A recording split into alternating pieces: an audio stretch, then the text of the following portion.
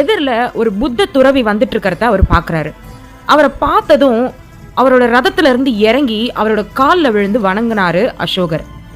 இதை பார்த்துட்டு இருந்த அவரோட தளபதிக்கு ஒரு மன்னர் ஒரு பரதேசியோட காலில் விழறதா அப்படின்னு அவருக்கு ரொம்பவும் வருத்தமும் ஆச்சரியமாகவும் இருந்துச்சு. தளபதி தான் நினைச்ச எண்ணத்தை அரண்மனைக்கு வந்ததும் மன்னர்கிட்ட வெளிப்படுத்துறாரு.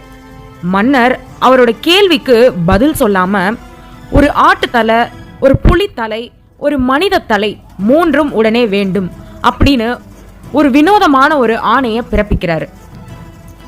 3 தலைகளையும் தேட தளபதி ஆரம்பிக்கிறார். ஆட்டுத்தலை ஒரு கசாப்பு கடைக்காரங்கிட்ட போயிட்டு அவர் சுலபமா வாங்கிடுறாரு.